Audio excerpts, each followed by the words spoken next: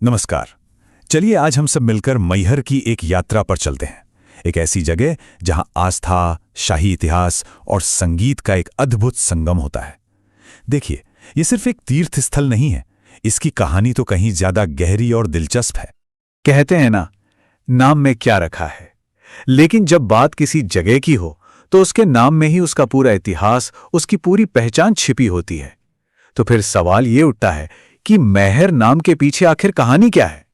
तो चलिए इस नाम के रहस्य को समझते हैं। मैहर ये दो शब्दों से मिलकर बना है, माई यानी माँ और हर यानी हार। एक पौराणिक कथा है कि जब भगवान शिव सती माता के शरीर को लेकर पूरे ब्रह्मांड में घूम रहे थे तो उनका हार ठीक इसी जगह पर गिरा था। कितना खूबसूरत है ना? मतलब इस जगह का तो नाम ही एक दिव्य कहानी से जुड़ा हुआ है। और कहानी यहीं खत्म नहीं होती। एक और मजेदार बात यह है कि यहाँ की देवी को हमेशा से शारदा माई नहीं कहा जाता था।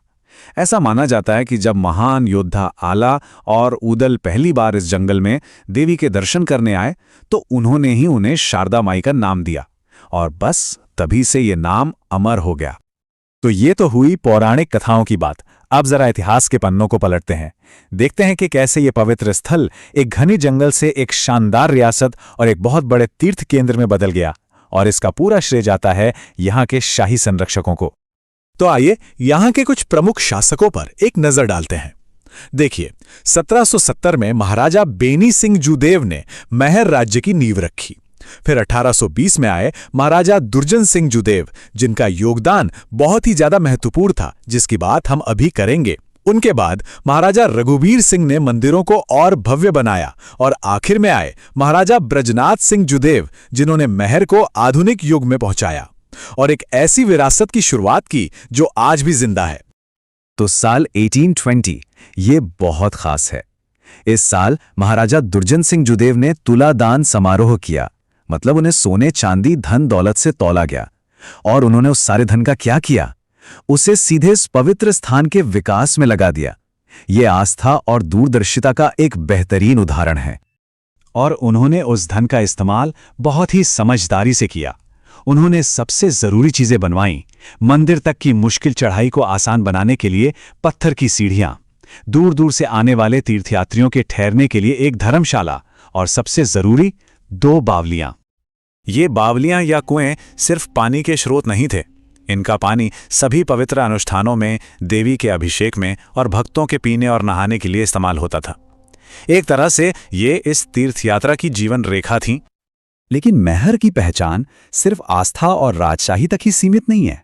इसका एक तीसरा और शायद सबसे शक्तिशाली पहलू है संगीत। और यहीं से कहानी एक ऐसा मोड़ लेती है जिसके बारे में किसी ने सोचा भी नहीं होगा। ये सब हुआ महाराजा बृजनाथ सिंह जुदेव के समय में। उन्होंने संगीत के महान उस्ताद बाबा अलाउद्दीन खां को अपने दरबार में आने का न्योता दिया, और उनके इसी एक कदम ने विश्व प्रसिद्ध मैहर घराने को जन्म दिया, जो आज भारतीय शास्त्रीय संगीत का एक बहुत बड़ा नाम है। पर कहानी और भी अविश्वसनीय हो जाती है। जरा सोचिए, युद्ध का एक हथियार जो विनाश के लिए बना हो, वो भला संगीत का एक मधुर साज कैसे बन सकता है? सुनने में नामुमकिन लगता है ना? ये एक कमाल की कहानी है।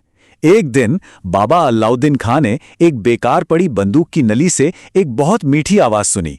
बस उन्हें एक आइडिया आया। उन्होंने महाराजा को ये बात बताई, जिन्होंने फौरन दर्जनों बंदूक की नलियों को अलग अलग लंबाइयों में कटवा दिया।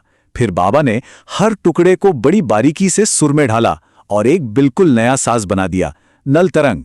सोचिए, एक हथियार से संगीत, क्या बात है।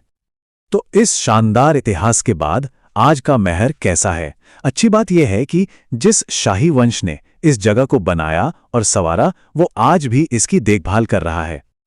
आज शाही परिवार के प्रमुख हैं एच महाराजा बहादुर अक्षय राज सिंह जुदेव, और शाही परिवार की एक प्रमुख सदस्य हैं राजमाता श्रीमत कवितेश्वरी देवी।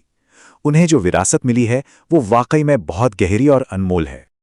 ये एक लाइन पूरी कहानी का सार है। मैहर सिर्फ एक चीज नहीं है, ये एक संगम है जहां भक्ति, इतिहास, कला और हाँ, वो रूह को छू लेने वाला संगीत सब एक साथ आकर मिलते हैं। और ये सब हमें एक सवाल पर लाकर छोड़ देता है, किसी भी जगह की असली पहचान क्या होती है?